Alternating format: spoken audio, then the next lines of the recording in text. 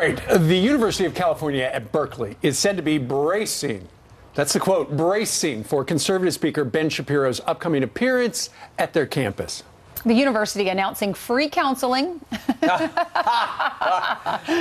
those who feel threatened by Ben Shapiro's visit. The LA Times publishing an article many are comparing to hurricane preparations. And the question is, have you satisfied your deductible, or do you have to pay out the money should you need the counseling?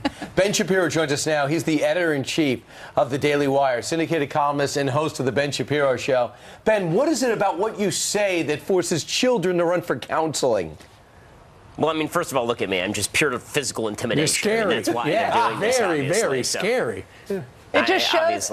It just shows, Ben, how much they need you there. I mean, these kids are going to counseling. It's like, grow up, get some thick skin. You need to be there speaking and teach them a thing or two.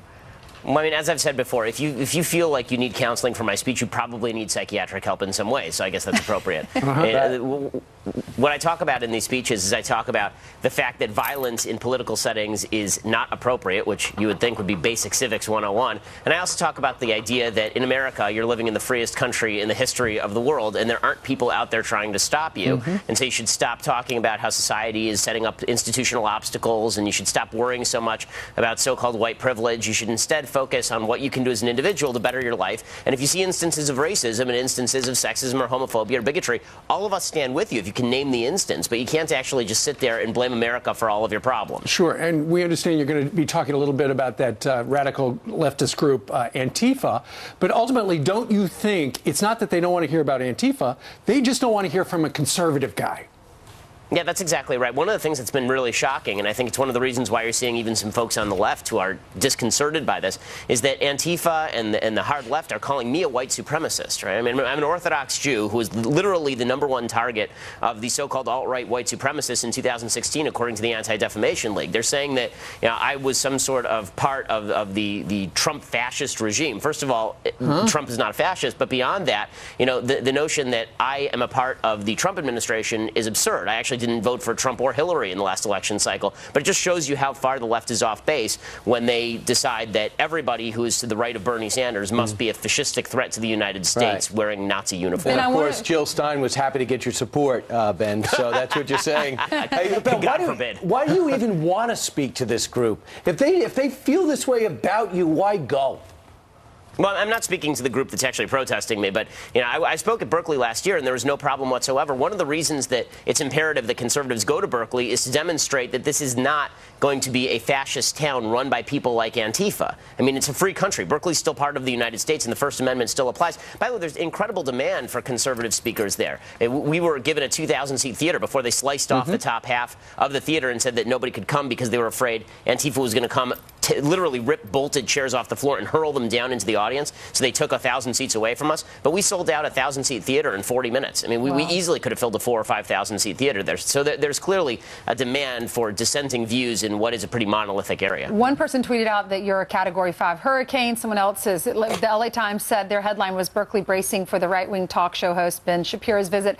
And then this was in the campus newspaper, the Berkeley newspaper. It said, we are deeply concerned about the impact some speakers may have on individuals' sense of safety and belonging. No one should be made to feel threatened or harassed. Support services are being offered and encouraged. You mentioned all the violence. I want to get your reaction about that. And if you are expecting violence, why do you want to put yourself in the middle of that?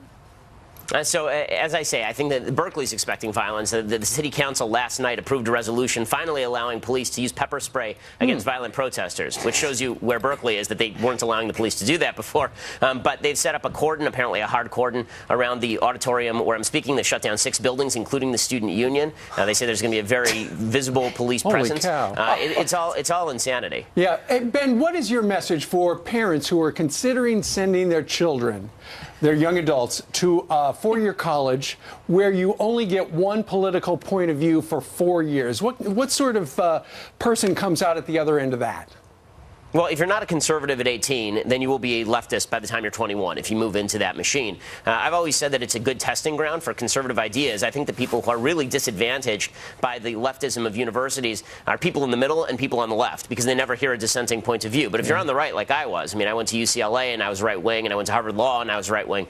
I always thought that it was a neat thing, actually. I got to test out my ideas and test them against the best the left had to offer. The problem is that if you're on the left, you never hear anybody with a differing point of view, and so you come up with this notion that's been imbibed wholesale by the Democratic Party that everybody on the right, because you've never heard a right-wing argument, everybody on the right must be a Nazi and Nazis are worth punching. Right. Unbelievable. Ben Shapiro, the human hurricane, the tornado that is, the natural disaster that may be. Thanks so much for joining us. Yeah, thanks a lot. Thanks, Good luck. Ben. Stay safe. Yeah, good luck. Turning Good luck now. to those kids. I hope they survive. They will. Emotionally. With bubbles and coloring books and dogs. All right, here's